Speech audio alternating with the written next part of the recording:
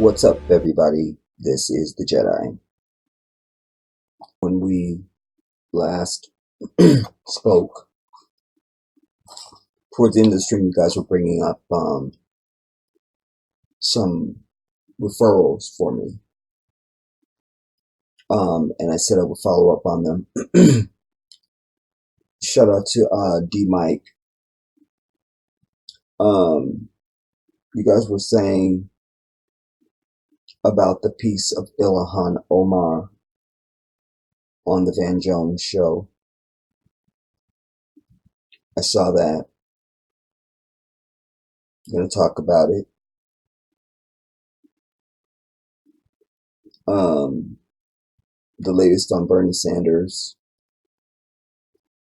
the incident in Memphis with the police, and the prosecutor in the Central Park 5 case, this Linda Finestein and the other whore resigning from various boards.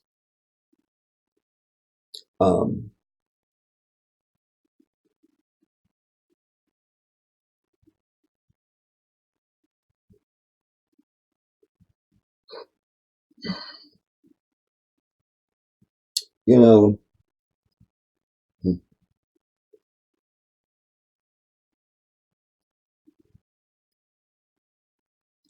I'm always in such a state of woe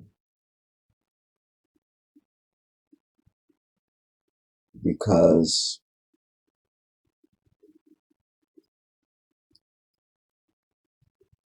it's like you get a flat tire on the road and somebody says you got to fix the flat tire, but you're not allowed to use a jack. You can't call AAA. You can't use an air pump. All the things that would settle it is the very thing that you're not allowed to use, or you've been told. Hear me. And for me, all states of oppression of our people, all injustice, all infractions, acts of disrespect against us are easily solved. Easily and very quickly. But we've been brainwashed and seduced into a habitual culture and habitual rituals of non-resolution, not doing the exact things that would bring us the desired result.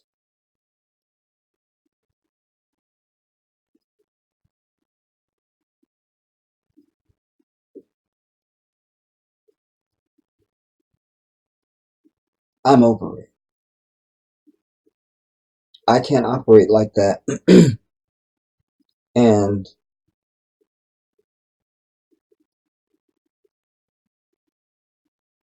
it becomes, and it has been always for me, how do I get my people not only to see that, but then to have the courage and the determination to carry out our free will, to do what is necessary to achieve our just due objective. Malcolm said, by any means necessary. What he meant by that was exactly what he said.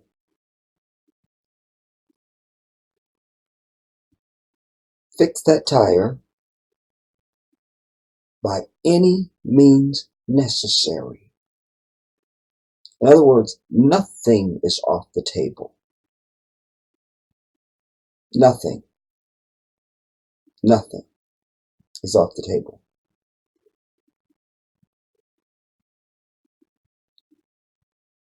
I shared with you the story of the young sister out in California. Young girl, teenager, probably 16 or 17. And her issue was in LA Unified Schools, they have armies of police installed, and there's always these so-called random searches, and the kids have had it. They've had it. They understand what's really happening. It's not really an issue of safety.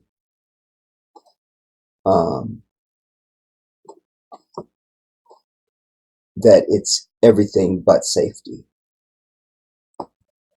And she began to become active in various activities and groups, seeking that yearning that's natural within, that calls to you, that says, I can fix that. Recognizing she's only one. But she feels like, well, I'm just one, but everybody else feels the same way. So if I just do this and X, Y, and Z, we can do something. Then she's introduced to some of the Black Lives Matter people who give her and others some training on how to protest. Right there's a problem. I shared with you about they end up raising money to go to this $3,000 plate dinner, her and some of her other friends, so that they could confront the councilman, the main dude involved, the devil. And here you have, it's like a candle, everybody, or a spark or a light. It shines bright. And it will shine and it will burn until somebody extinguishes it. You see? She's a burning light. She shares my passion. They go to this dinner and, they confront the councilman and they realize they can't throw them out because they paid to be there. So they get them to just go ahead and have a seat and have dinner with everybody else, and that the councilman would speak to them afterwards. Well, during dinner, he ghosted out. As they were leaving, she was very distraught. And she was saying, I know we did the right thing. I'm paraphrasing now. I know we did the right thing and I felt like we did everything we could. But somehow I still feel like, but for some reason it still hurts. That was her word. Why it hurt is because whether she is consciously thinking it or knows it or whatever, she understands this is an issue. I'm giving it everything I can, but I'm caged in. You can only fix this tire without an air pump, without a jack. You can't call AAA. You can't call family. Keep going down the list. And somewhere in her soul, whether she's articulated it to herself or out loud or subconsciously or consciously, or maybe she just hasn't arrived, she needs to understand, she's trying to understand, why does she still feel empty and sad? Why does it still hurt? Why it hurts is because I wish I could get to her and say to her young sister, why it hurts is because somewhere within you, you understand there is an absolute righteous way that you are within your divine right to handle this. But you've been caged in and told that's not the way you can do it. You see, we're extinguishing the lights, the fires, the passions of many of our young ones, that new energy that we need, that will then pass that energy on to the next generation. You see, there was a time when we had fire in us, and we exercised that fire in its authenticity, in its natural incarnation, the way that it would flow from a human being under whatever given circumstance. But through a series of pathology, that light has been caged in. Bring in Gandhi, then bring in Dr. King, you see. Then the light was almost ready to be uncaged when you bring in the Deacons for Defense, and later the Black Panther, you see. Malcolm X. You're not in this order, but you understand what I'm saying. And the people began to feel. Those who knew already got it. Those who were confused began to understand. And those who didn't know at all began to see. This is what's effective. This is the way. Not all that chanting and begging and protesting and marching. No. That ain't the way, you see.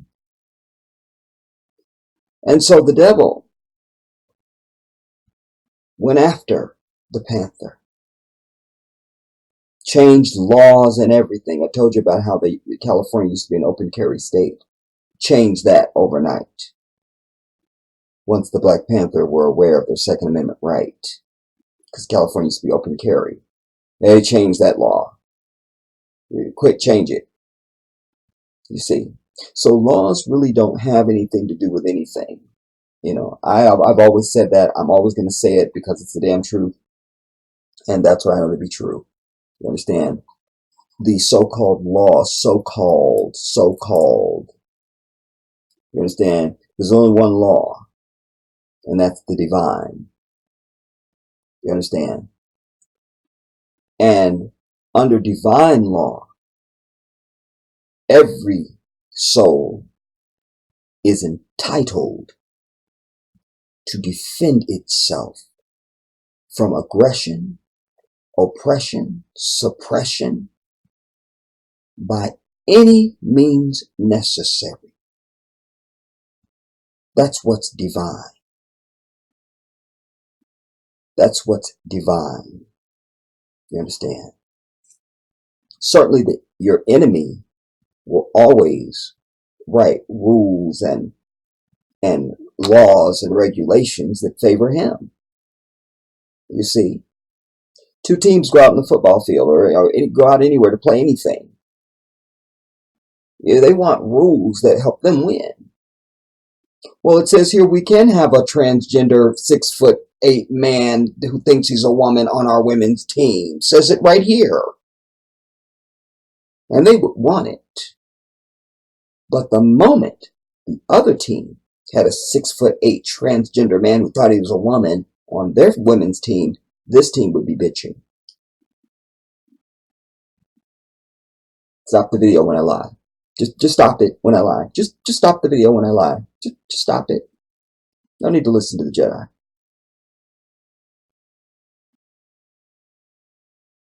So our task, our question, indeed is, Are we going to continue to allow ourselves, our light, our passion, and our fire to be caged?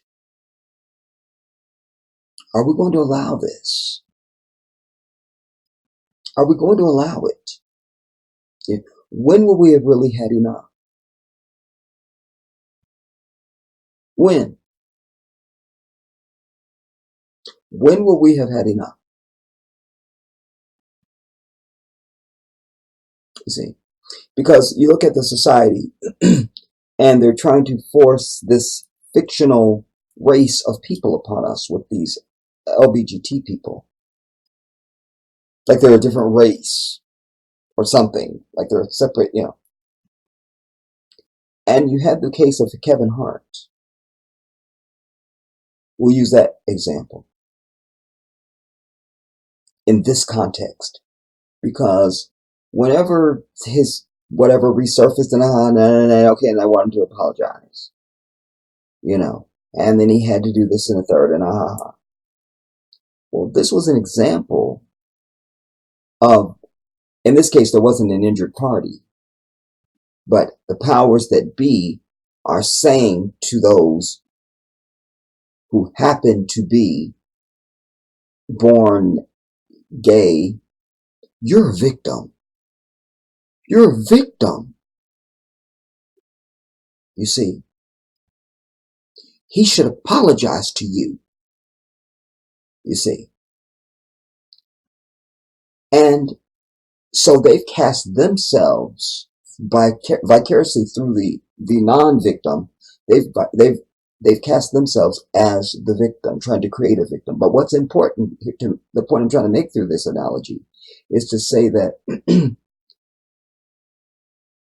there was a backlash. That's the word we hear a lot of now, a backlash. That means somebody took action that was of detriment to the alleged or real offender. What we're being denied in the society is the right to lash out and have a backlash. You see, we're being denied this on purpose. Denied it. Because there's never any consequence for any insurrection or aggression against African people, up to and including murder. That's okay. It's justified. You see. So, it makes me sick. And as I watched the Ilhan Omar piece, my thoughts began to wander off from watching and listening to her and the other lady that were up there on Van Jones, because I just began to think how the other lady that was sitting up there with her, can't remember her name, some devil ass whore, was saying, the whole thing is talking about how bad Trump is and this and that. Well, you really don't have any right to be saying anything. Nobody in Congress, except for the Muslims. All right? Nobody else has the right to say anything, because all the rest of them support Israel. The murdering, genocidal, devilish entity that they are. And they support them. You see, that's just one. They're also all in bed with big oil and big pharma, you see, and the banks and Wall Street and all of it. Yeah, they don't have any moral authority, no moral capital. They're frauds, They're frauds. They're frauds. And I say to my people, yet again, how is it that we are being asked to be civil in a savage society. I ask you this now. I ask you this now. How? How? You know, that's like somebody's in a burning building. They say, no, just remain in your seat. Just remain in your seat. Your natural instinct is to run. You're seeing the fire, you're seeing the smoke, you're starting to choke. Your natural instinct is to run. Get away from that fire. Or pick up a fire extinguisher or something. And you're being told you can't pick up the fire extinguisher. You can't cover your nose and mouth. You can't run. Remain in your seat. That's what we're dealing with, everybody. And I always tell you, anything that we're going to have or achieve in this nation, the days of asking are over. Are over. You understand? You have to position yourself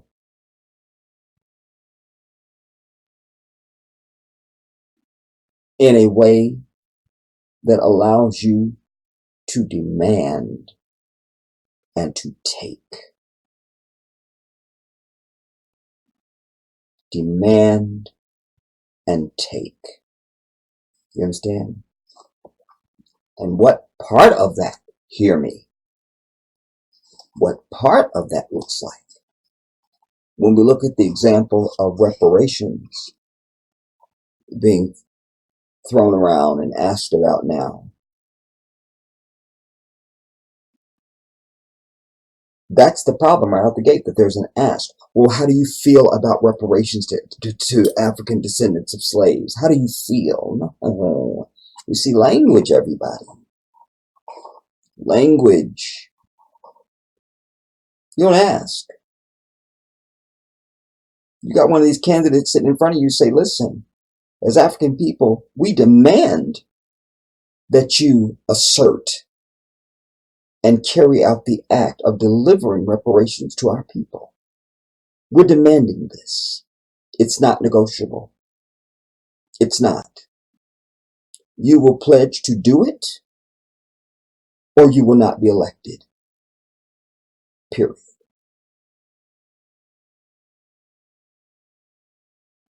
That's what it looks like. That's what it should sound like. That's what the times require.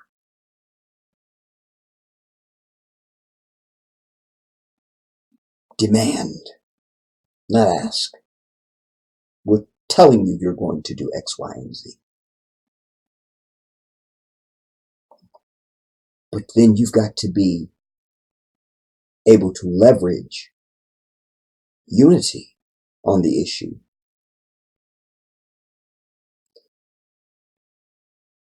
You see, there are ways to achieve our objective for what we are deserving of. You see, remember, we're not asking for anything just that we're not deserving of, that we just fantasize about, or just that would be cute or nice. We're demanding what we're due as human beings, with righteousness on our side. That's what we're demanding. That's what we're demanding. Now, I wanted to just play this part first. It's recorded. And then now I will speak on the other issues that you all referenced for me.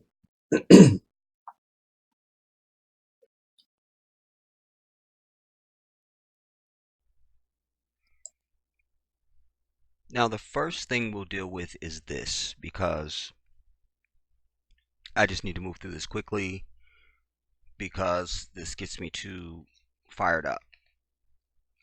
So we'll just do this. Also, shout out to Anjane and my brother Zaki on this particularly.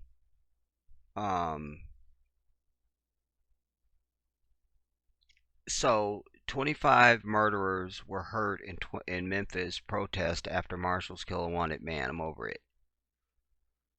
I will tell you that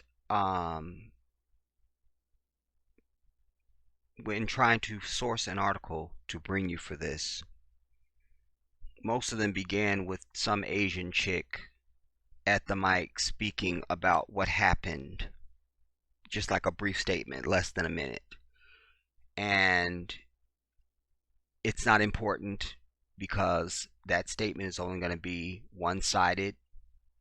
What we know absolutely and unequivocally now is that any statements made by officials or the murderers after they've murdered one of us is of no significance to us without any proof to back that up, because time and time and time and time again they have absolutely shown that they lie outright lie about whatever has taken place.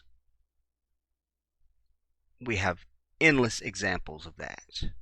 Anybody believing a police statement without any corroborating evidence to that is living in a fictional world.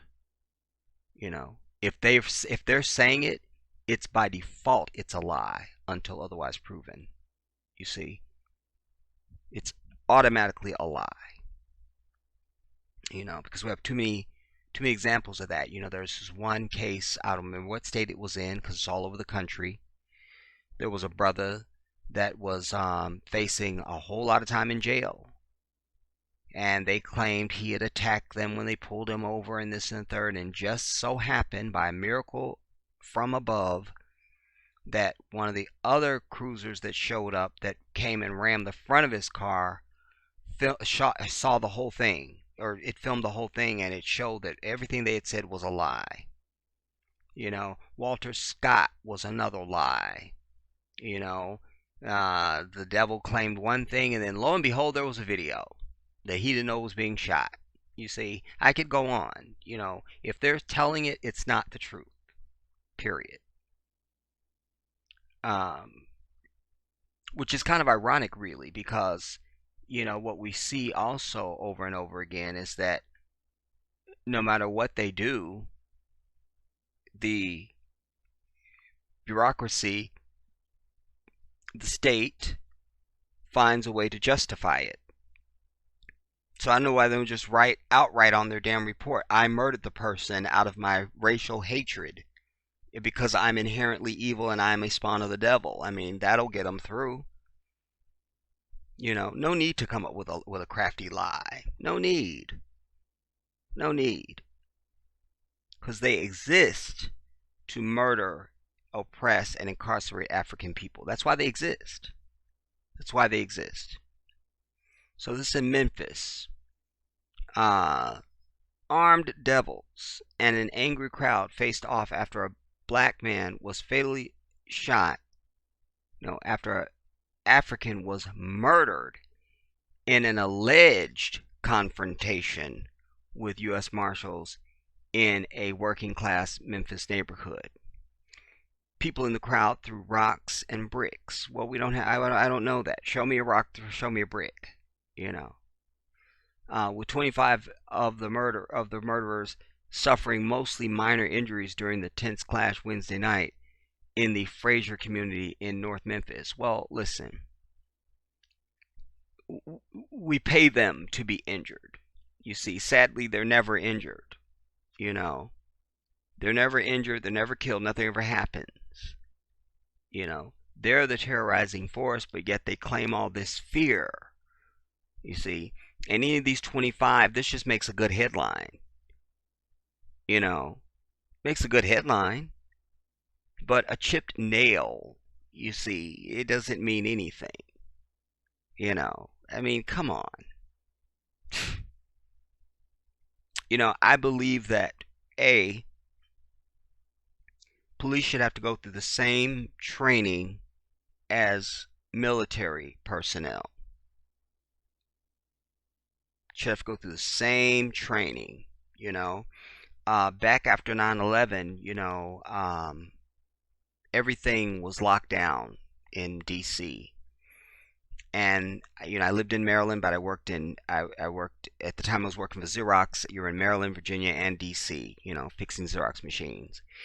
And we have machines in federal buildings. I had machines on Andrews Air Force Base, etc. And so when you showed up to Andrews, even, these guys are standing out there with M16s and AR-15s and all of it. But I have to say that I've lived all over the country, I've never come across a military personnel that was an asshole just for the sake of being an asshole. I haven't seen any ill character from military people. I just haven't seen it. I've not seen it and I've not experienced it. But you can count on police to have this asshole demeanor about them. It's like you need to go and see some real war and be in real fear of your life so you can, come back and understand when you're in fear, when you should be in fear and when you shouldn't be. You see? So I think they should have to go through military training. And I also, because they so desperately want to be military without the military service. Look how they do their funerals. They do them like as if it was some, military person that had passed something. You're a donut mall cop with a gun. That's essentially what police are. They're not lawyers. I also think they should have to go to law school. How can you enforce something that you don't know? You don't know it. How are you enforcing something that you don't know? Think about that.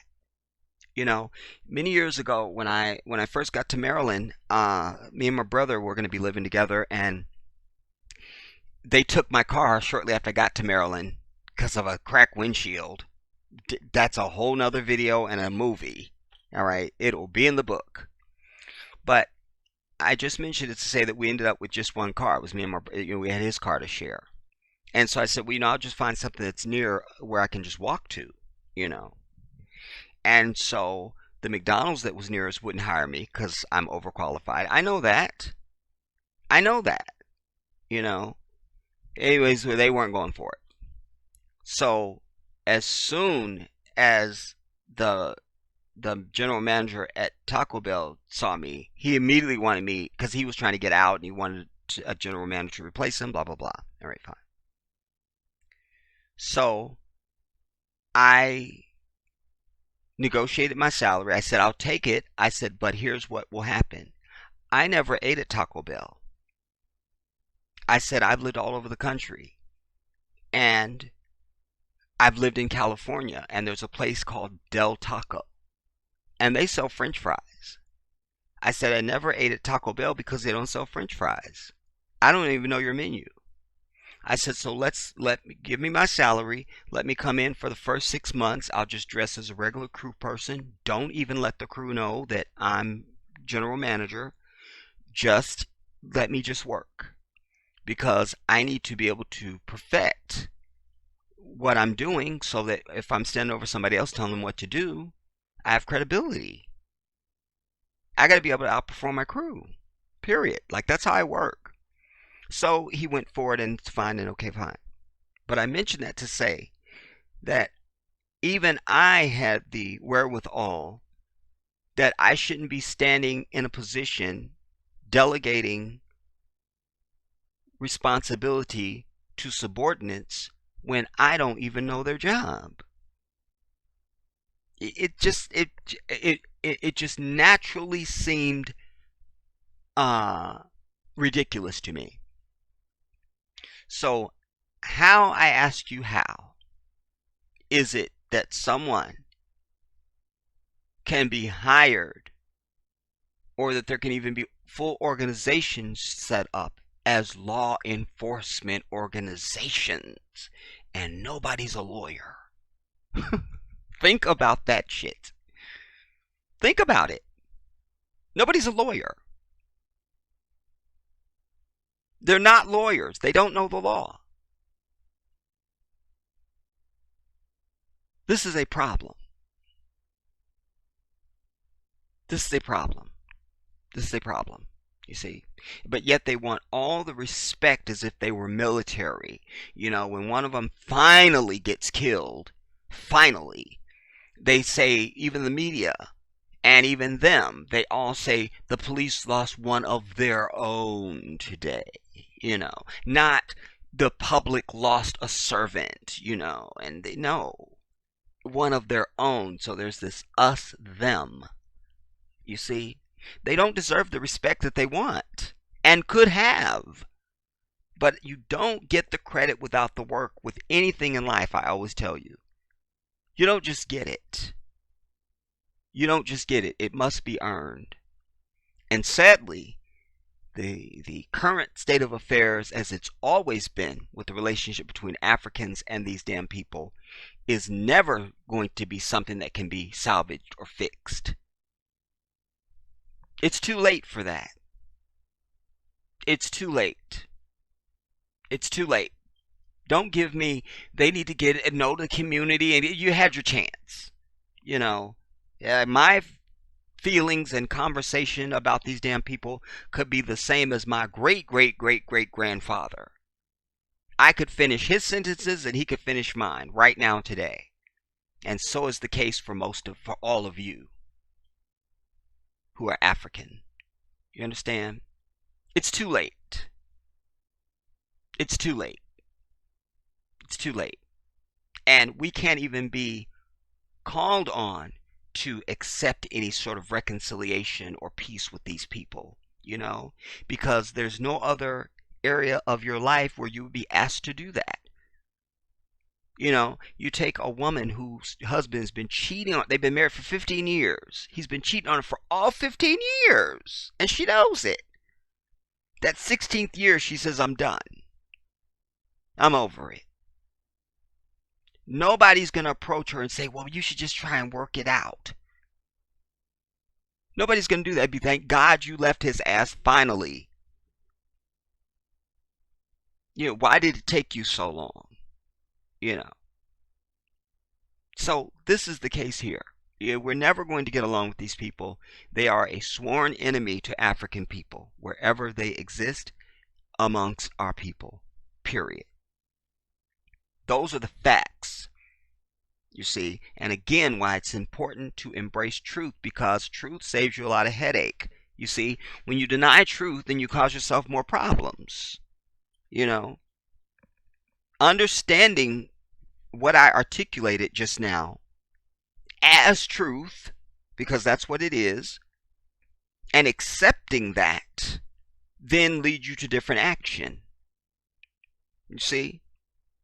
There'll be no more hearing any talk of we need to try to get along with them, you see. There'll be no more talk of we'll wait for the investigation, No. We've seen this movie and we watched the credits roll, and every time it ends the same way. It's kind of like that movie Groundhog Day, or some movie where, I think it was Jim Carrey, where he lives the same day every single day. He starts his day and it's the same day all over again. It's the same thing. He knows what's going to happen before it happens because it's the same day again. He can't get out of this cycle of the day is always the same. The same things happen. So this is that. This is that. And one looking from a neutral perch who would come to this situation and see it for the first time would ask, why are the oppressed ones not fighting back? It's been this long, it's been the same movie. Why are they still having the same reaction to the oppression and abuse and murder? Why haven't they struck? There's the story. Why haven't those people who are the victims of this, why haven't they lashed out and exacted their just revenge? That would be the question.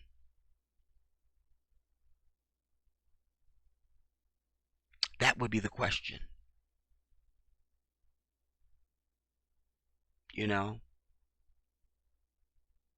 Because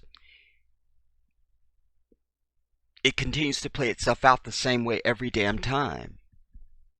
You know, it's kind of like leading animals to slaughter. Oh, the one in front of you gets slaughtered, and you just, I don't think anything, so then I'm gonna march the same way, and then you're slaughtered, and the next one comes in and is slaughtered. Like, nah. At some point, even animals are like, something bad is happening if I walk straight forward. They're gonna slaughter me. Something bad's happening.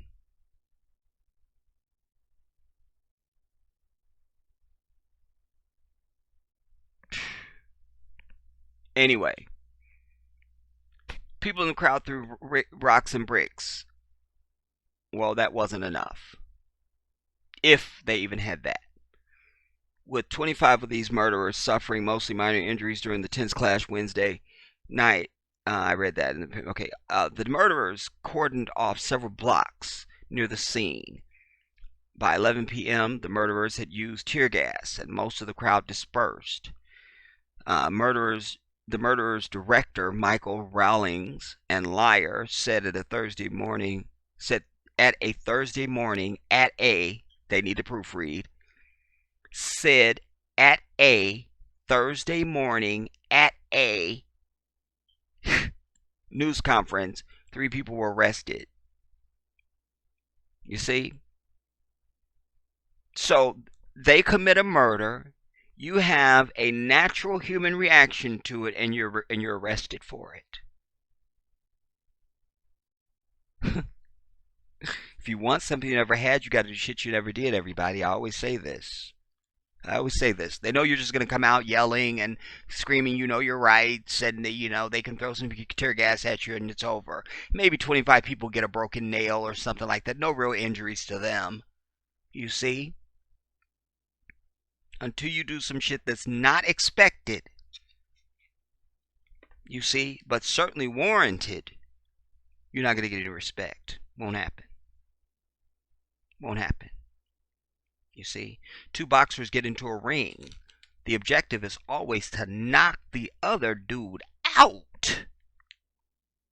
So if you don't achieve it, you go in there with, I am going to knock his ass out.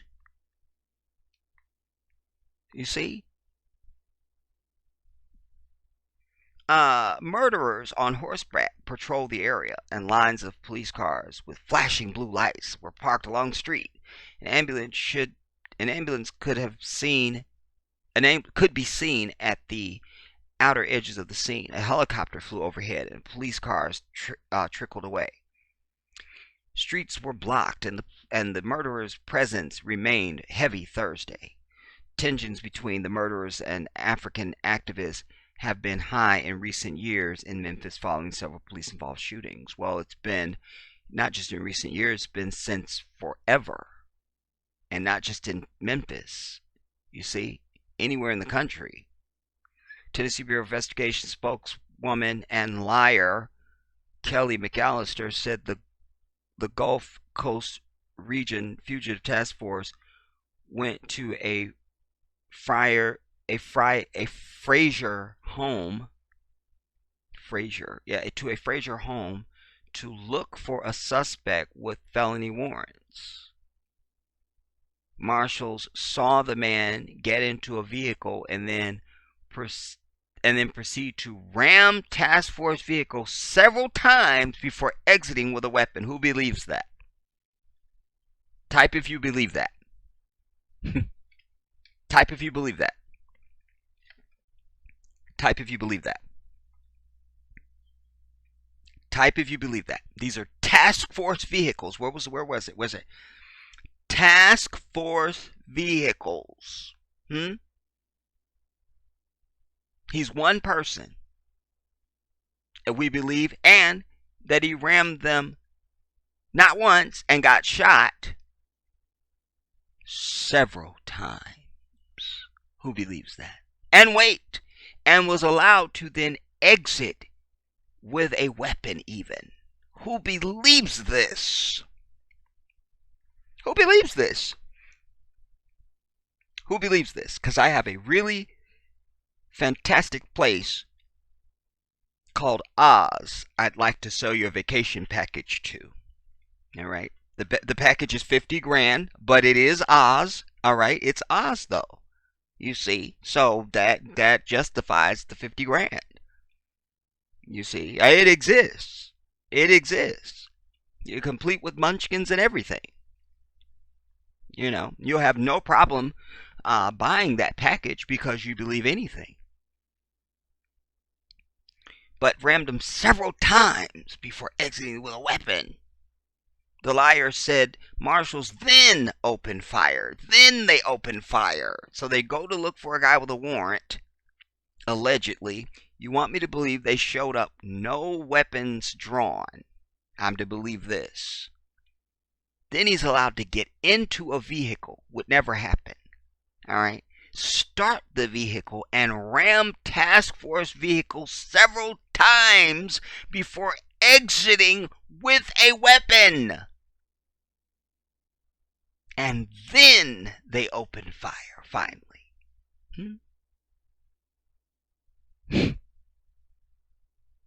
Wow. Unreal.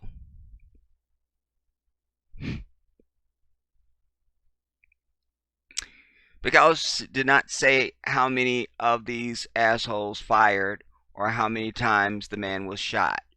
Because all of them fired and he was shot multiple times. She don't gotta say it. We already know. You understand? The TBI identified the dead man on Thursday as 20-year-old Brandon Weber, a 20-year-old.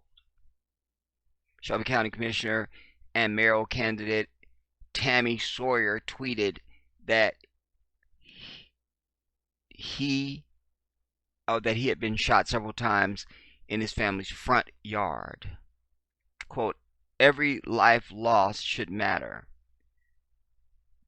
Well, we're not talking about every fucking life. You're not going to be mayor, bitch. How many times will this be okay? It cannot continue to be, she wrote. Well, you just contradict yourself, Tammy. Because you started your statement with every life should matter. Every single one. And you stressed that.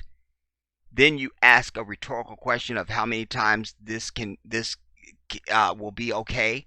As long as your bitch ass doesn't understand that it's only one life that's being extinguished in this bitch, and that's African life. Sat your mayoral ass down.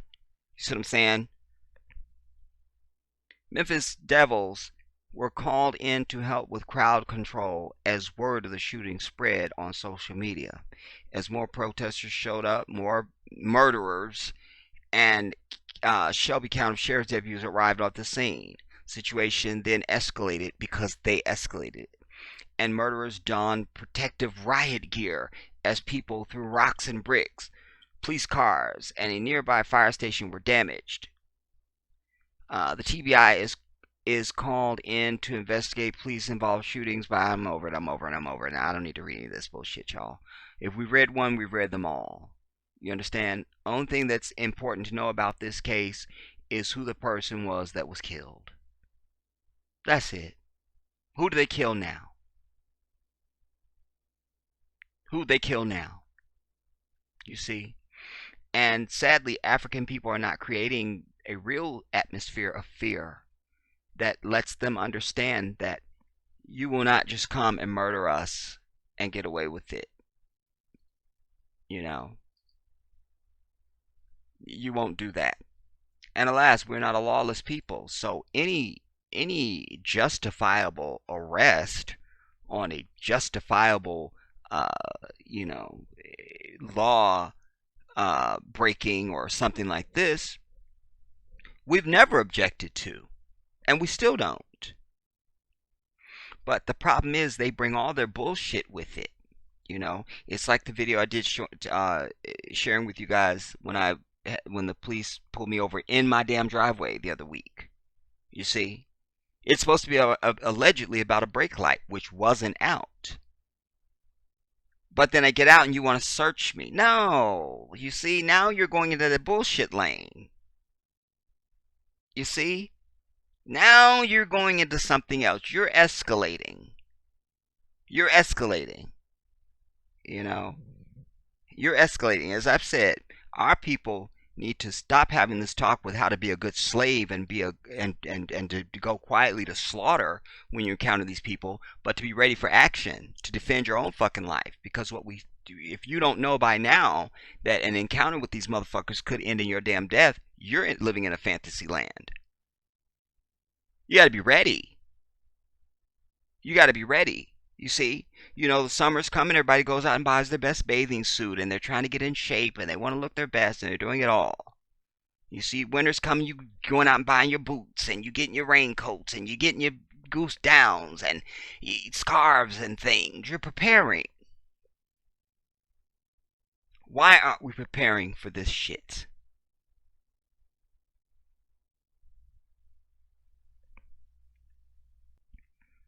Now, here's another piece you guys brought up. And I made notes when you guys were mentioning it. I made like a memo to myself. And so this is the whore that was involved in prosecuting and railroading the Central Park Five. You see. Again, I can't, dude. I don't know why some of these people are still walking the earth. Like, I just don't know how that's been allowed. I don't know how. I can't.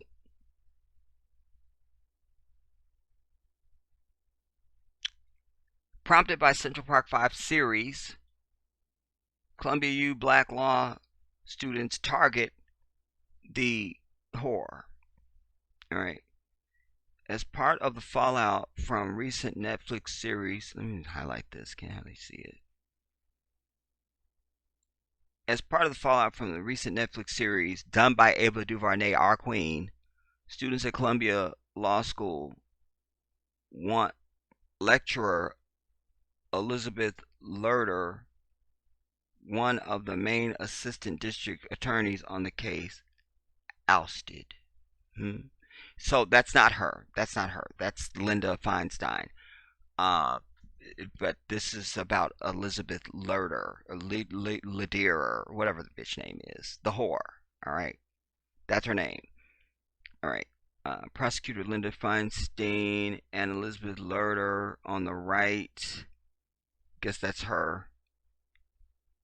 Are escorted. Okay. Spurred by the revelations in When They See Us, the Ava DuVernay film adaptation of the Central Park 5 story, black law students at Columbia University want this Elizabeth whore as dismissed as a lecturer.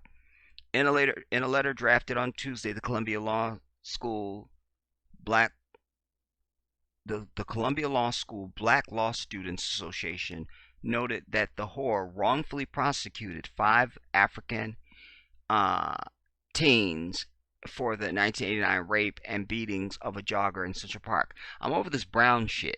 I'm over it. I've said this in previous work, and I'm saying it again. You know what I'm saying? First of all, I'm brown. Let us understand that. There is no black people on the earth, everybody. There's no... hear this. Allah has not created a human being that was black. Has not done it. Has not done it. You understand? I am brown. So there is not a brown. You can say brown and beige. You understand? Or brown and light brown. Don't give me this black and brown. It misstates the facts. And to my understanding, only one of these boys was a Latino. So let's not pluralize. So this were 5 black teens. Because the Latino was a Puerto Rican, which are nothing but African people who speak Spanish. Done. Now, I'm over it. Read more. Linda Feinstein, the horror defends Central Park, whatever. Says whatever. Oh no, Ava DuVernay says whatever. We may have to read that. All right. The lives of these 5 boys were forever changed as a result of the whore's conduct. The letter reads, during the investigation, the whore and her colleagues used harmful racist tactics, including physical abuse and coercion, to force confessions from the 5 minors. The case they built was founded on false information and an overwhelming lack of physical evidence. The students note that this week's letter is not the first attempt to have this whore removed from the Ivy League school in New York City's Harlem. You see, and again, look at the difference. Contrast the difference now. These black law students write a letter. White supremacists would have been already terrorizing this bitch had the shoe been on their foot. She been a black woman.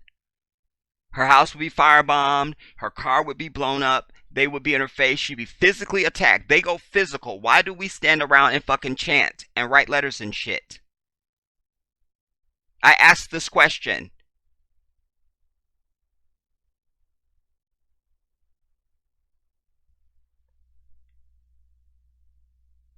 Because they understand what I understand. That's the reason. So my question is rhetorical, but still I ask. In 2013, a petition also seeking the whore's removal circulated on campus. The school's response was to remove the Central Park 5 case from the online bio. So let's cover it up. No, she never worked on that. We don't know who you're talking about, even though she's standing right there.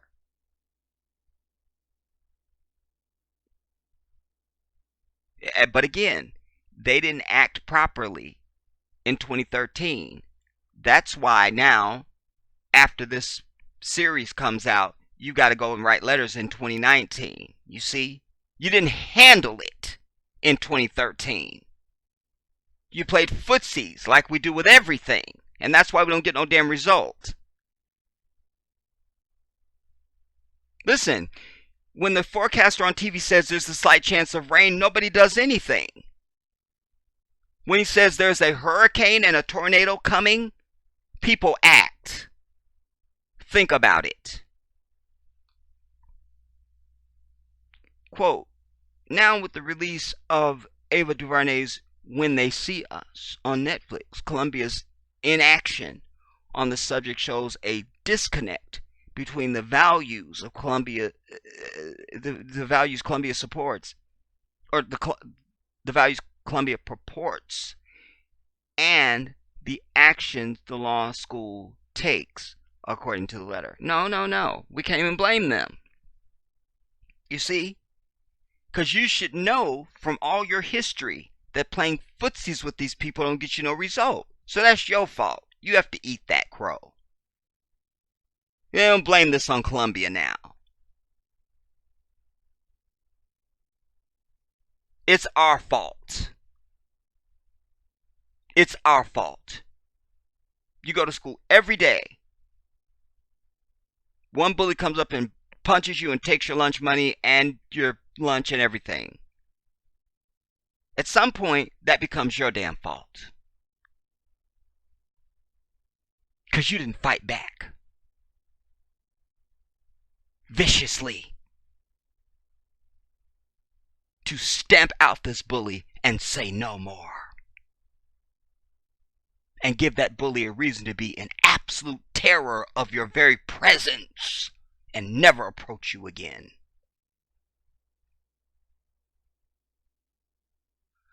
The New York Journal reached out to Columbia for a comment, but received no response. That was predictable.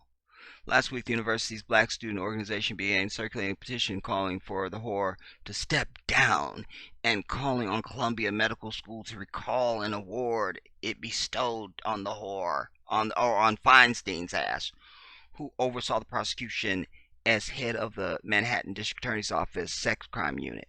The law student's letter and the student's petition is part of the fallout from DuVernay's miniseries, in which prosecutors Hoare and Finestein are portrayed as complicit in covering up evidence that would have pointed to Mateus Reyes, the man who ultimately confessed to the crime years after the 5 teens were convicted and several and serve years in state prison. Since the miniseries May 31st release, Cancel the Whore and Cancel Feinstein's Ass hashtag have circulated on social media. Listen, black folks, we have to take our safety and our survival into our own hands. You don't ask the very system that has produced and continues to recruit these murderers and protects them after they've murdered you. You don't turn around to that same system and ask that system to give you justice. Justice lies with you. It's in your hands. You see? The question is, when will we stop being bitches and assert our safety? You understand? And our own justice. When? I need to see this. We have to click on this, y'all, just because. Because I have a piece that I pulled on Feinstein. But we have to see this now because we have to. And apparently that's the whore. As Linda Feinstein's defends, as Linda Feinstein's apostrophe S defends Central Park 5 prosecution. Why is there an apostrophe S? This is another typo right in the damn header. As Linda Feinstein defends Central Park 5 prosecution, Ava DuVernay says whatever. So this apostrophe S shouldn't even be there. You see these people, you can't even read. Where's my punch, y'all? Damn it. I might have to have ice.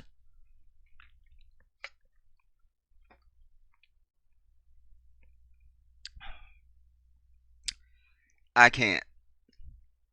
Former Manhattan Sex Crimes Unit Chief is doubling down on her role in the case, but he's doubling down, you see, because nobody's coming for her ass.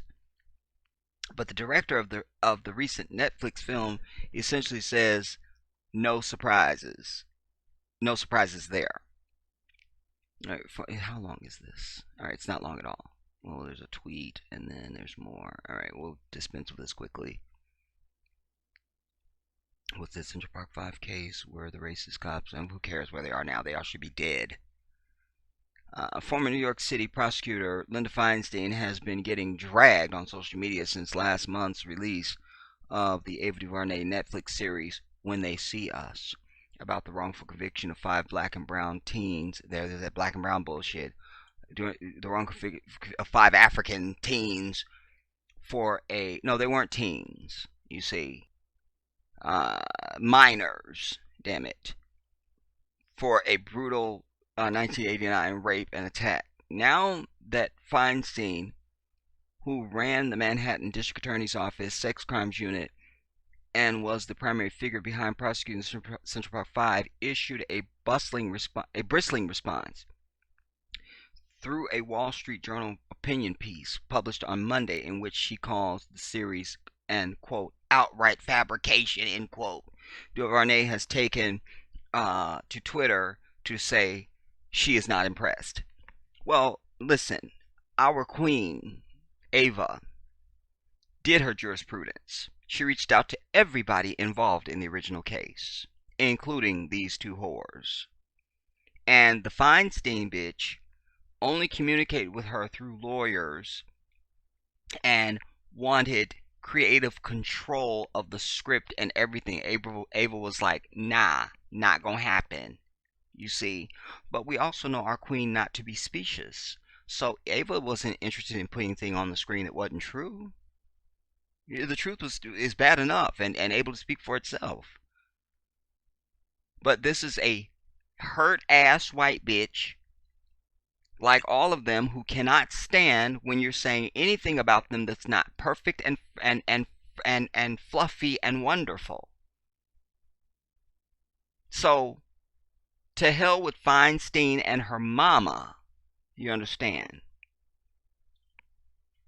Now, Ava's four-part Netflix film portrays the whore, who is now a successful crime novel author, in a vicious light. No, it doesn't. No, it doesn't. It should say portrays the novel author as the vicious whore that she is. Vicious lying whore that she is. In a vicious light. Listen, you sent 5 people to prison with no evidence at all. At the very least, there was an inclination. And you knew that those confessions had been coerced. You deserve what you get. Be grateful that you're only being portrayed in a, quote, vicious light and that you're not 6 feet under. The film recreates conversations in which Finestein, or Fairstein, is it Fairstein? Allegedly pushed for the concealment of evidence on a sock from the scene that included no DNA from the defendants, but did have the DNA of Mateus Reyes, the man who ultimately confessed to the crime. Ava DuVernay, expected and typical. Onward. I love you, Ava. You are my queen. Franklin Leonard, who's this? Is he the writer of this? This is written by Melanie Eversley. Alright, who is Franklin Leonard? Whatever. It appears we've come to the part of the cycle where folks wrongly accused a brilliant bit of filmmaking by Ava of being, quote, so full of distortions and falsehoods as to be an outright fabrication. Fairstein's words. Spoiler, nope. Let's review how that went last time with Selma. Okay, I don't know who Franklin is, but I love the tweet. Alright. As the public buzzed about the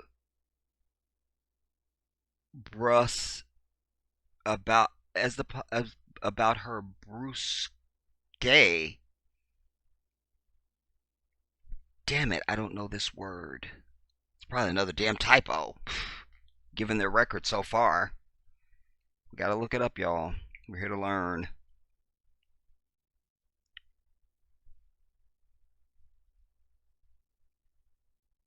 Brusque.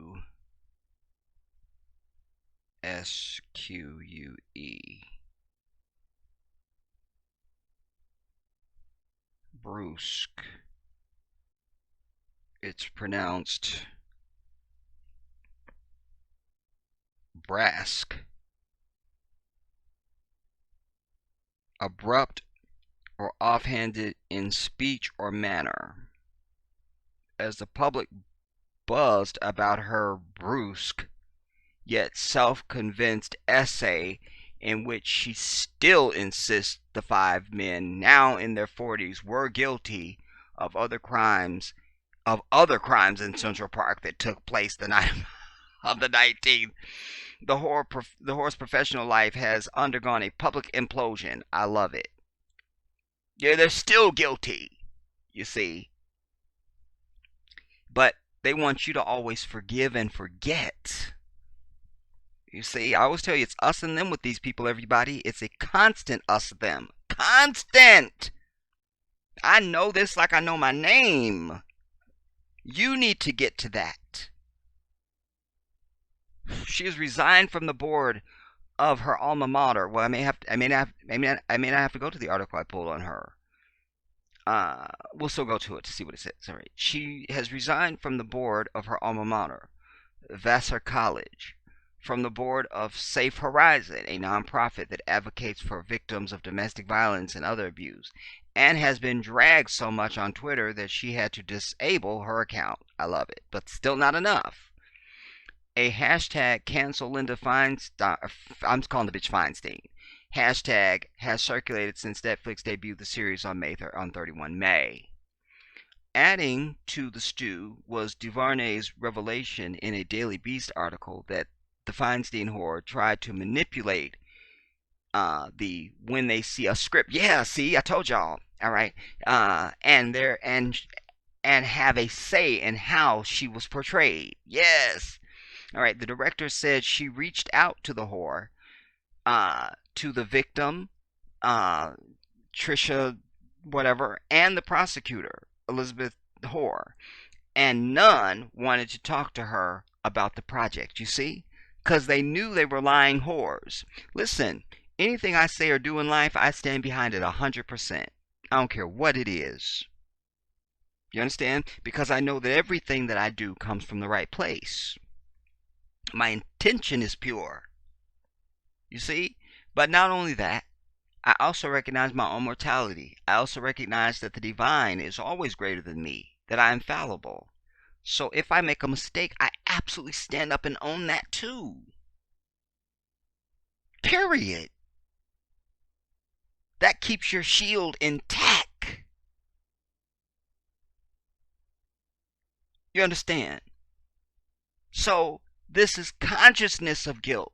You want to try and control the script. You don't want to talk to her. You know, because you knew you were a lying whore and that you just, without any regard, snatched the lives of these 5 brothers. And you didn't care. Well, you can step down from boards and you can cancel Twitter accounts, bitch. But you will not escape eternal hellfire. You won't. You won't. And I get great joy in knowing that bitches like this will burn eternally. That gives me tingling in my toes. Do you understand me? Not exaggerating. I literally tingle in my toes. Like I say, Ava did her jurisprudence. She reached out to every single one of these damn people. I'm not answering that. Linda Hoare actually tried to negotiate, DuVernay told the news organization. Quote, she tried to negotiate conditions for her to speak with me, including approvals over the script and some other things. So you know what my answer was to that. And we didn't talk. Because Ava is a queen. Now, I'm sure she's going to do something in the future that we're going to hate her ass and have to drag her for Phil. But as of this hour that I speak right now, Ava is our queen and we do sweat her. You understand? I also appreciate the fact that I still don't know what the sister's cleavage looks like. I shouldn't know that. You know, she always is dressed in a way that complements her status as a queen. You see, no queen is showing you anything. You see, you don't need to. I've never seen her dressed inappropriate. I've never seen that. She's always dressed, she's always covered, and I just love her. I just love her. I just love her. I love her, man. I love her. Like, that's wife material right there. You feel me? And I didn't see no ring on her finger, so I'm saying, so she want me. So I'm saying, she want me. So I'm saying, she want me. And my homeboy told she want me. And she already told my homeboy she want me. She already told me she want me. I know that's her calling and hanging up late at night. So I'm saying, just like I get these weird numbers on the. So I'm saying, just weird numbers, just weird. So I'm saying, now I answer ain't nobody there. So I'm saying, I know it's Ava. So she want me. She want me. So I'm saying, she want me. 5 attorneys explain. We're not going to click on that. We'll get diverted. We're trying to move forward. All right, let's go to the piece I pulled on the Finestein horror. Central Park 5 prosecutor Linda Hoare dropped by publisher.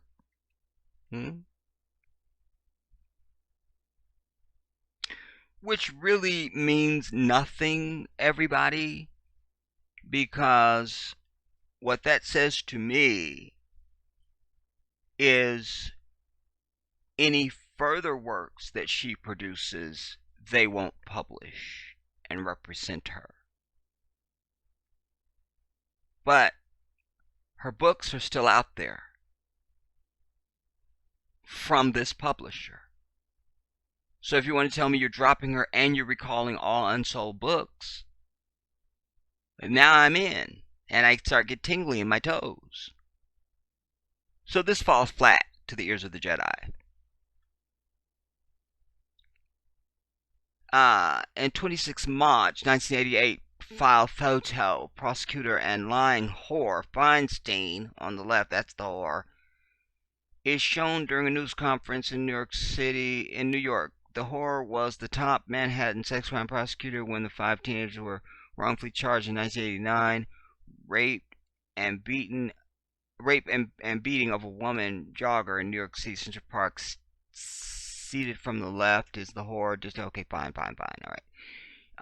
Linda Hoare has been dropped by her publisher as fallout continues for the former Central Park 5 prosecutor over the wrongful conviction of 5 Africans for the 1989 rape and beating of a female jogger. On Friday,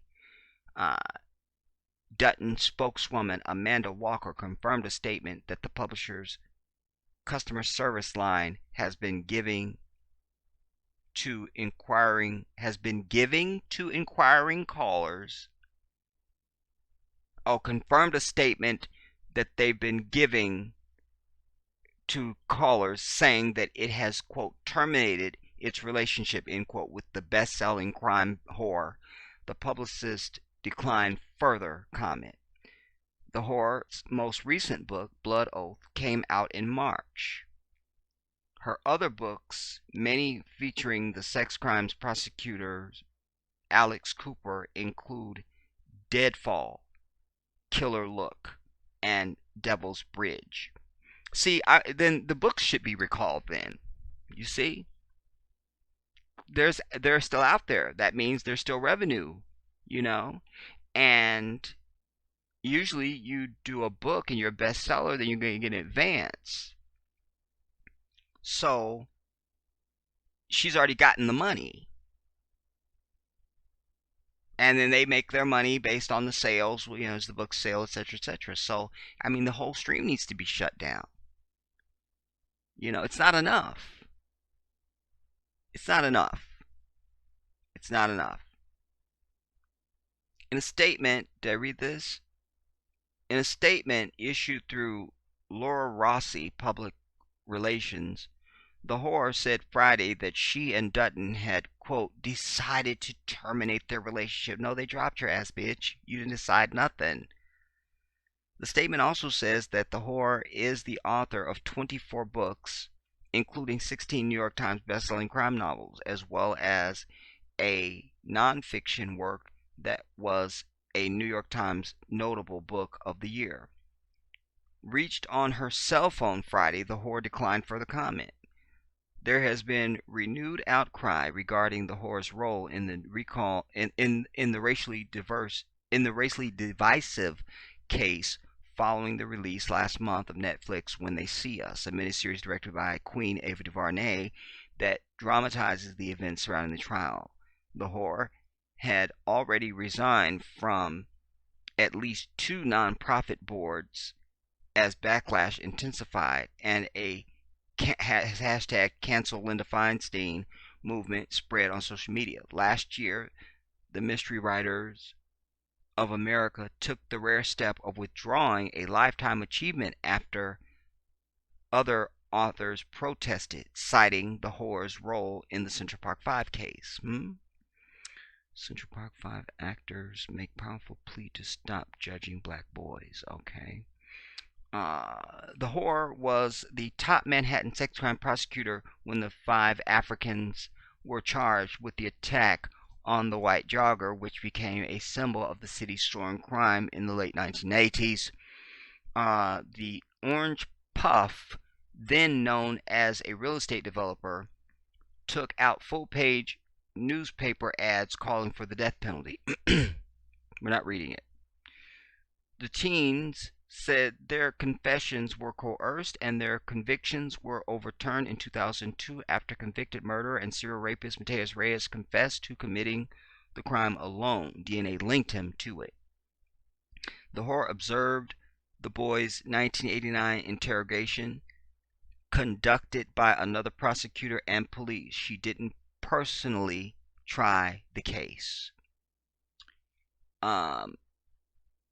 Since its collapse, she has denied the teens were coerced and has defended authorities' conduct in the case, explored in a 2013 documentary by Ken Burns. Well, apparently this 2013 documentary didn't make enough noise. And it must not have been told by us. Ken Burns must not be one of us.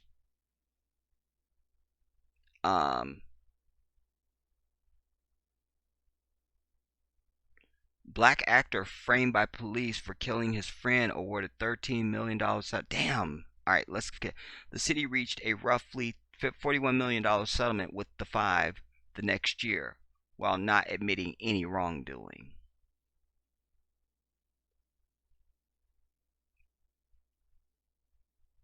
How is it even possible to reach a $40 million settlement and not admit wrongdoing? It's the settlement itself. Isn't the settlement itself a clear indication of wrongdoing? Or is the city just handing over $41 million for the hell of it? That's a good question. It's rhetorical, really. Earning more dollars from home easily just by working online job from home makes every month. What, somebody's trying to advertise. Get the hell out of here.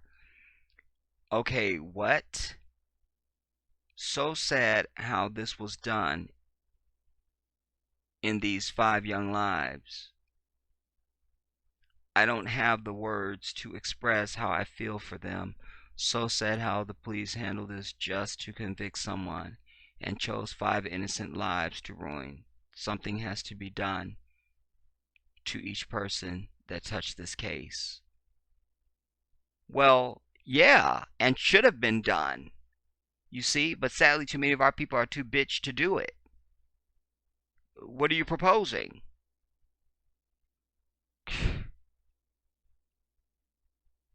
Imagine how many black, brown, and native people are incarcerated because of the crooked cops. Okay, let's just end with the black. You see what I'm saying? Because we don't know no cases of no natives and nobody else. Because the cops, shitty prosecutors, and corrupt DAs. Think of how they are filling for profit prisons with bodies for the sole purpose of lining old white men's pockets, not for the public safety or reduce crime. For profit, they are devastating families, taking away precious years while the country's major criminal remains free, pretending to be the politicians and businessmen wreaking havoc on the planet and its peoples. To this day, the Orange Puff, who called for these innocent men's execution, has refused to recognize that they have been completely exonerated. Yeah, because he is a white devil, inherently evil, born with it. Do you understand? It's just like leopards have spots. You see, it's the same thing. It's inherent. It's inherent. It's inherent. Now, I touched on the Ilhan Omar thing, you guys. I watched it. There wasn't anything really of any value there. I mean, I watched it because I said I would. But all I can really say about it is that she looked amazing. That is a beautiful sister. Like, my God, the word stunning isn't even do it justice. She's just divine. My God, she's beautiful. I love her so much, dude. I love her. I love her. I love her. I love her. Um, I wanted to talk about reparations, you guys, because briefly, because it's going to be an ongoing conversation with me. I've talked about it in some recent work, and it's something that I'm gonna continue to bring up because now they are convening this committee, and they're supposed to have their first hearings on Juneteenth. Who thinks that's a mistake? Type if you think if that's some coincidence, some just rare coincidence that just is authentic and no. Here's the thing. There's no need for any committee. This is a stall tactic. And what we as a people should be doing is storming Capitol Hill physically, showing up at their offices and saying, fuck a hearing. What do you need to hear? Because I remind you that, oh my God, what year was it? Let me find it now. This was 2015. Obama administration earmarks is the word, not a hearing. You see? Not a hearing, nothing to hear. Earmarks. 12 million for Holocaust survivors. Well, how do you know who's a survivor? How do you know? How do you know? Huh? You see, all the questions they throw at when reparations brought up about us is how would you know who gets it and how we do it? We have to have a hearing. No, he earmarked. That means this shit goes to them. Next paper. What else y'all got? So you can simply earmark. You understand? Don't give me hearings. I don't want to hear it. We're not going to read this. We just look at a little bit of it to understand what was done and how it was done. Obama administration awarded $12 million for assistance for Holocaust survivors. The allocation, there's another word, from the Department of Health and Human Services. Huh? From the Department of Health and Human Services. So they found the organization to dispense it and everything. To the Jewish Federation of America, of North America. This is very important, everybody, right here. Because it's something I said to you recently. I said, we don't have unity. Everybody wants to be, we not all the same. We not a monolithic group, and we're not. And yes, you need to be, whore. Because, see, they have a Jewish Federation.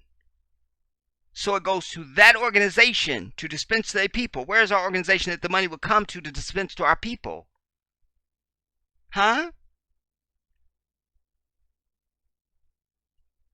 And oh, by the way, we would have had one if you had heeded my calls since 2014 to join the Black Independence Liberation League.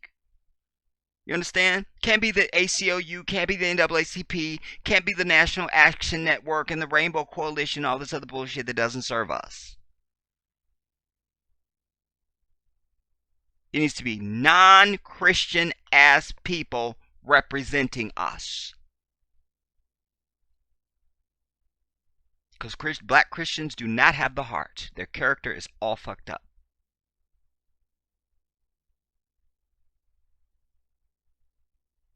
But just the fact that they're the Jewish Federation of North America, you see, is where this is going to be distributed over 5 years. So look how quickly. 5 years, y'all. That's a short time. It's part of an initiative launched in late 2013 by Vice President Joe Biden, who wrote the crime bill to lock your bitch ass up. But he launched the initiative, huh? To address the needs of survivors in the United States, a quarter of whom live below the poverty line. We can't allow this.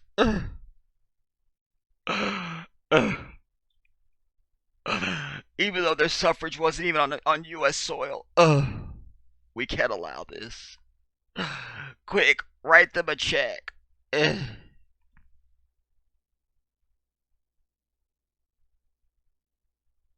But they want a hearing for you.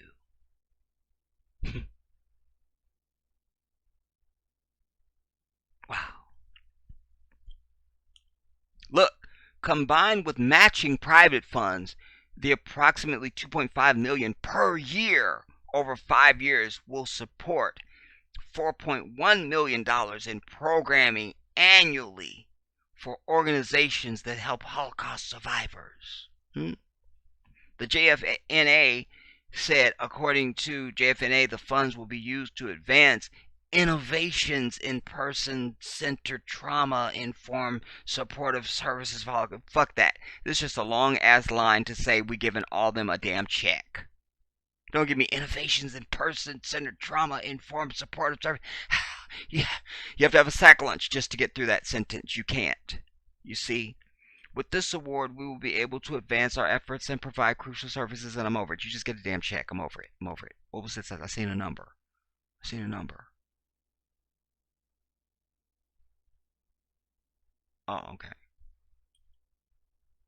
So, again, they're playing footsies, everybody, because we're not making a demand. You don't ask. You demand. You understand? You demand. Not ask. We're over that. This is your problem.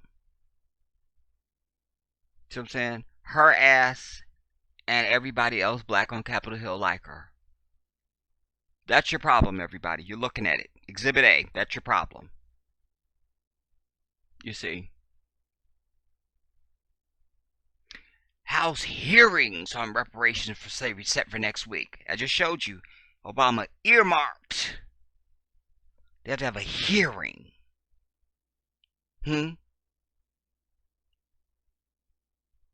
This is from the 13th.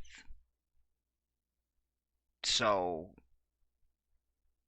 today is next week.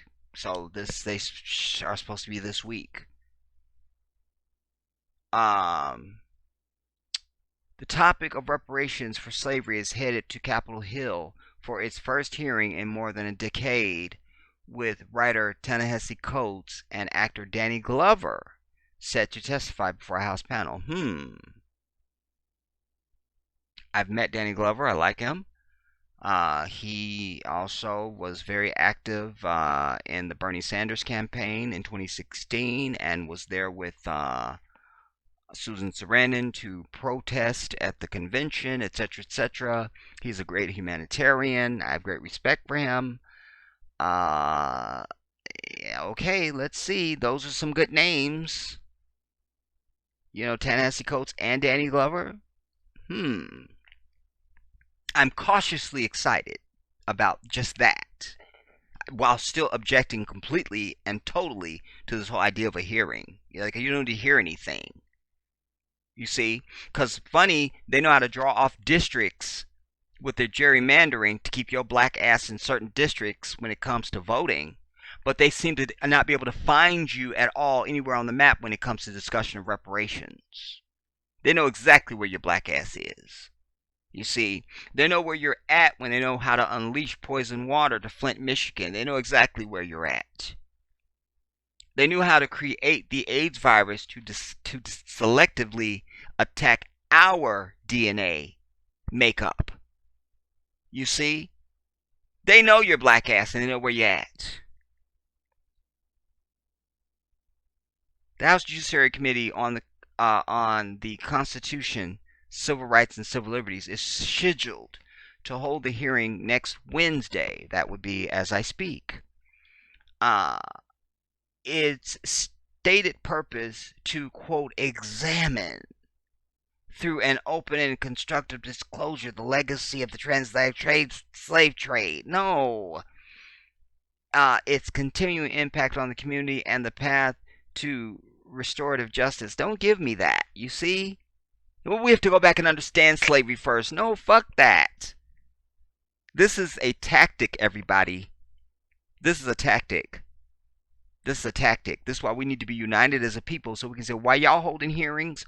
All of us black folks in this nation are going to be able to have a hearing of whether or not we're going to participate in your fucking electoral system ever again. So good luck getting elected for anything. And we're not spending another dime at any of your organizations and companies and so forth. We're holding hearings about whether or not we should do that ever again. You see, down the list we can go.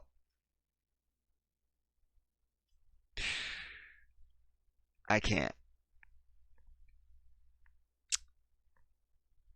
And the path to restorative justice. The date of the hearing, June 19th, which I think is today. What is today? I don't know what today is. It's literally today as I speak. Coincides with Juneteenth, a cultural holiday commemorating the emancipation of enslaved Africans in America. Former Democratic Representative John Conyers, who needs to fucking die off, of Michigan, the longtime sponsor of the House Resolution 40, first proposed the measure calling for a study of reparations in 1989. Why are you calling for a study? You starting out from a bad pace of negotiating. We're asking for a study. Fuck that. You asked for reparations to begin with. Just like Obama went in and didn't ask for a public option. That's why you have the Affordable Care Act. He should have went in and said, I'm not taking shit else but Medicare for all. I'm beginning with that.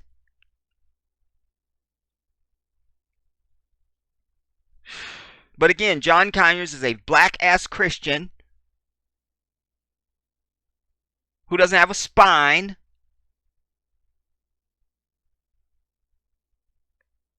Calling for a study. And that was 1989. That was 1989, everybody. It's 2019. And we're supposed to be excited they're having a hearing in 2019?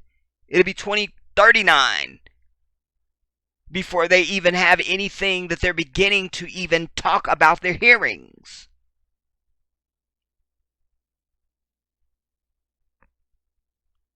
Conyers reintroduced the bill every session until his resignation in 2017.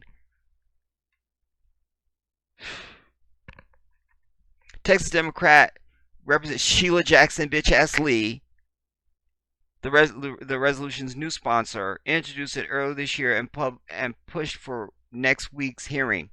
House Speaker Nancy Goddamn Pelosi said in February that she supports a reparations study. You see?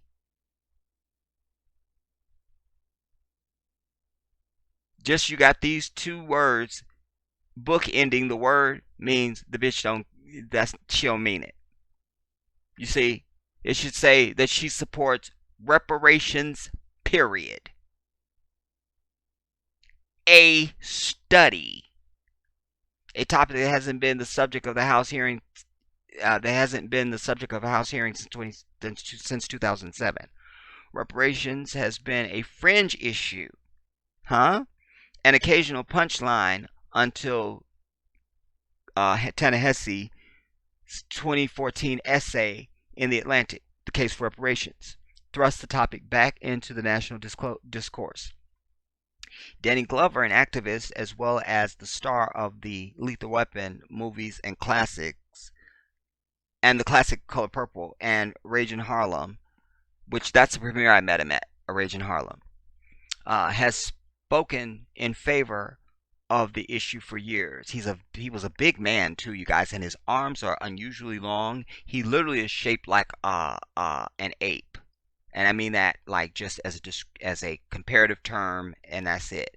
Like he's man, but he's very kind. He's very gentle, and wow, I'm like, you're Danny Glover. He was so gracious. He was so gracious. So gracious. And deep, you know. In an interview with Ta-Nehisi as he prepared to leave office, President Obama questioned the implementation of reparations, but not the concept. That's basically, I like the idea. Well, liking the idea doesn't do anything for me. Because didn't you earmark 12 million for the fucking people and they shouldn't even happen in this fucking country? Had nothing to do with your black ass, and here you are, a black president, earmarking shit for them? Just earmarking it. I want some earmarks.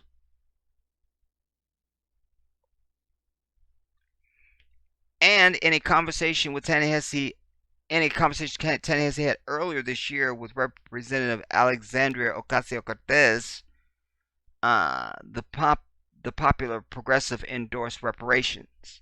The reparations debate became part of the 2020 presidential race early, as several Democratic presidential primary candidates signaled their support for compensating the descendants of slaves, though not in the traditional sense of direct payouts to African people. You see, fuck that then. It's not a reparation then.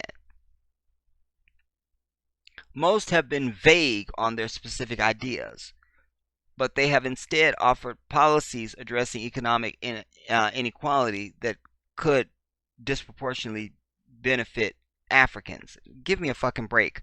Because listen, I already told you in previous work, everybody, I brought you the evidence. You can't even be in politics in this. You can't be a mayor. You can't be a senator, a congressperson. You can't be governor. You can't be president. You can't be anything in this fucking country unless you sign the fucking pledge to your allegiance to fucking Israel.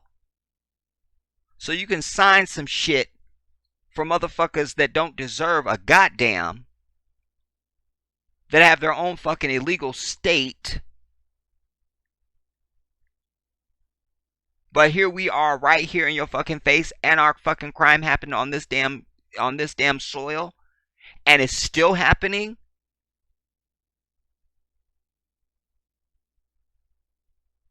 I'm over it.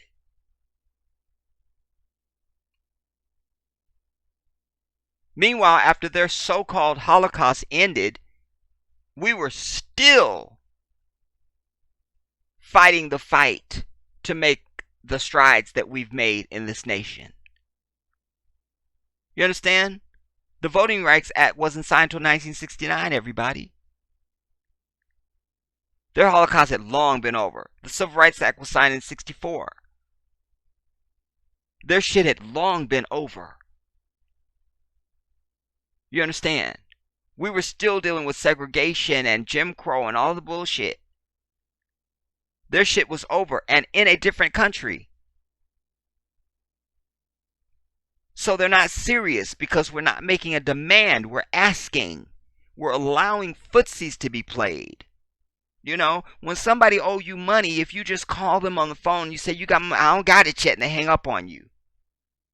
They're going to keep doing that till you show up at their fucking house, break their door down, and say, "Bitch, where is my money?" Then you'll get your money. You get it. You get it. That's when you'll get it. Not until then. You understand? So Sheila Jackson Lee could take her bitch ass home and die off. You see, along with the rest of them. These are the very people holding us back. Because the only reason for them to be up on Capitol Hill representing any constituency is they're supposed to be there only in the interest of African people. And that's it. That's it. I don't care if you're a local mayor. You get elected to do the bidding for black people. Period. It's that simple. It's that simple. The minute you start coming with that, "Well, I'm for everybody" bullshit, you've already failed the task. And you've sentenced us to another decades or whatever it will be of no action, you see, and no redress of the shit that we're due. That's the simple, that's just, it's that simple. It's that simple. We need people that are only in position for African people, and that's it. That's it. The minute they start talking that inclusive bullshit, we got to be over their ass. Completely. Got to be over them. Got to be over them. You know what I'm saying? Because even when you go to you go to your local emergency room right now. Stop the video. Go to your local emergency room. Just walk in. Just walk in and see if they're going to see you immediately. You know what I'm saying? They looking at level of severity first. You look like you fine. Have a seat. You with the head injury. Stacked. They don't come out. We're going to see everybody. So they just take anybody out of order and shit.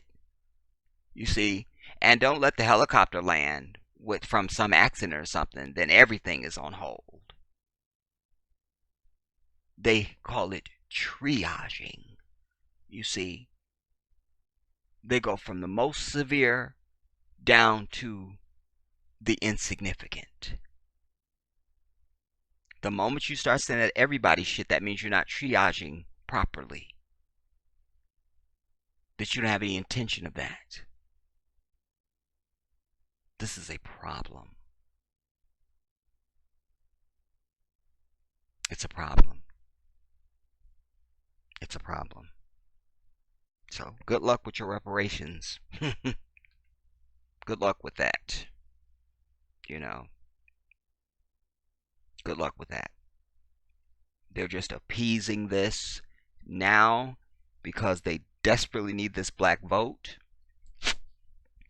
And they felt like that you were definitely in pocket for sniper fire in 2016. It's looking a little bit more dowdy for Joe Biden. So they're trying to put this up like, please vote for us. Look, we're holding hearings for your reparations. We're actually doing hearings. Nah. When they want something done, they do it immediately. You see? When they voted for that damn Iraq war, it was one vote on the House floor. They stood up and said aye or nay and sat the bitch ass down. The motion is so adopted, we now give the president the right to attack, and that's it. They can do shit overnight when they want to. And in a heartbeat. You understand? I'm over it. I'm over it. I'm over it. I'm over it. But we play a role. Because like I say, as long as we have folks that are trying to act like they part-time black or some bullshit, you know, we have to represent ourselves as one group. You know, and what that looks like for me is when you look at something as frivolous as even hip-hop, that means you wouldn't have nobody in hip-hop giving any creed to anybody that's not African. See what I'm saying? Eminem would not have a career. You understand? Because he wouldn't have any black cred. You see what I'm saying? That means no black dancers would dance on stage with any of these damn people. You understand? You wouldn't have any of that. These interracial commercials you see, you wouldn't have any of these black actors taking any of those roles. Oh, this is what it's for? Oh, I can't do this. I have to go to the next audition.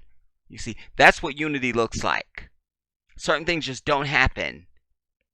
It just does not happen. I was watching, I'll say this and be over it. I was watching a documentary.